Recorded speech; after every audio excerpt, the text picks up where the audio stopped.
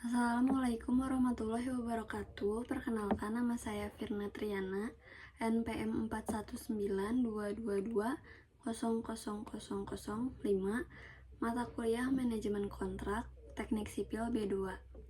Di sini saya akan mempresentasikan apa yang ada di dalam materi Manajemen Kontrak. Pengadaan konstruksi berbasis ESG atau Environmental, Social, dan Governance. Saat ini, banyak proyek konstruksi mulai menerapkan prinsip ESG, yaitu lingkungan, sosial, dan tata kelola perusahaan, untuk menciptakan pembangunan yang berkelanjutan dan bertanggung jawab. Aspek ESG dalam konstruksi yaitu environmental atau lingkungan, penggunaan material ramah lingkungan, efisiensi energi, dan pengelolaan limbah konstruksi. Sosial, memastikan keselamatan kerja, keterlibatan masyarakat lokal, dan dampak sosial proyek. Governance atau tata kelola perusahaan. Transparansi dalam proses pengadaan, kepatuhan terhadap regulasi, dan praktik bisnis yang etis. Contoh implementasi ESG dalam pengadaan konstruksi.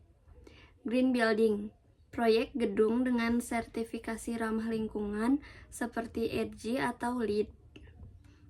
Tenaga kerja lokal, memperdayakan pekerja dari masyarakat sekitar proyek. Zero waste construction, mengurangi limbah dan daur ulang material konstruksi. Pengaruh kebijakan pemerintah dan regulasi terbaru. Kebijakan pemerintah sangat mempengaruhi proses pengadaan konstruksi, terutama dalam hal perizinan, persyaratan teknis, dan sistem pembiayaan. Beberapa regulasi terbaru yang penting: Peraturan Presiden Nomor 12 Tahun 2021 tentang pengadaan barang atau jasa pemerintah, mempermudah mekanisme tender dan meningkatkan efisiensi pengadaan. UU Cipta Kerja Nomor 11 Tahun 2022, menyediakan perizinan konstruksi agar proyek bisa berjalan lebih cepat. Peraturan Menteri PUPR Nomor 8 Tahun 2022 tentang standar keselamatan konstruksi, mewajibkan penerapan standar keselamatan yang lebih ketat. Peran stakeholder dalam pengadaan konstruksi. Banyak pihak terlibat dalam proses pengadaan konstruksi, masing-masing dengan perannya sendiri. Yang pertama ada stakeholder, peran dalam pengadaan konstruksi. Pemerintah menyusun regulasi, menyediakan anggaran, dan melakukan pengawasan proyek. Kontraktor melaksanakan pembangunan fisik sesuai dengan kontrak yang disepakati. Konsultan memberikan layanan perencanaan desain, manajemen proyek, dan pengawasan. Masyarakat memberikan masukan dan mengawasi dampak proyek terhadap lingkungan sekitar. Lembaga keuangan memberikan pendanaan atau investasi dalam proyek infrastruktur. Kolaborasi yang baik antara semua stakeholder sangat penting agar proyek berjalan dengan sukses dan sesuai target. Tren masa depan dalam pengadaan konstruksi. Dengan perkembangan zaman, ada beberapa tren yang akan semakin mempengaruhi industri konstruksi. Yang pertama ada konstruksi modular dan prefabrikasi. Itu untuk bangunan dibuat dalam bentuk modul di pabrik, lalu dirakit di lokasi proyek.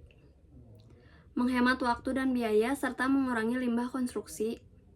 Contohnya pembangunan rumah sakit modular saat pandemi COVID-19.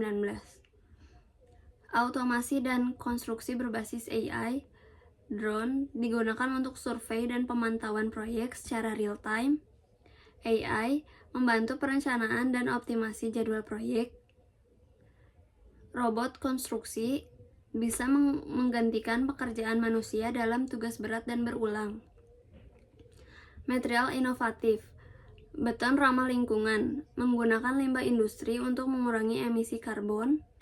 Self-filling concrete, beton yang dapat memperbaiki retakannya sendiri dengan bantuan bakteri khusus.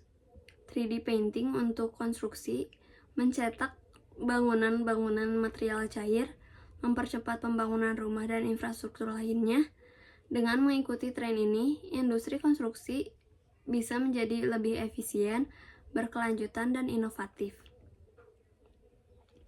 Pengadaan pekerjaan konstruksi dan jasa konsultansi konstruksi terus berkembang dan mencakup berbagai aspek penting, termasuk regulasi dan kebijakan terbaru, digitalisasi dan sistem e-procurement, manajemen risiko dan keberlanjutan proyek, peran stakeholder dan teknologi masa depan.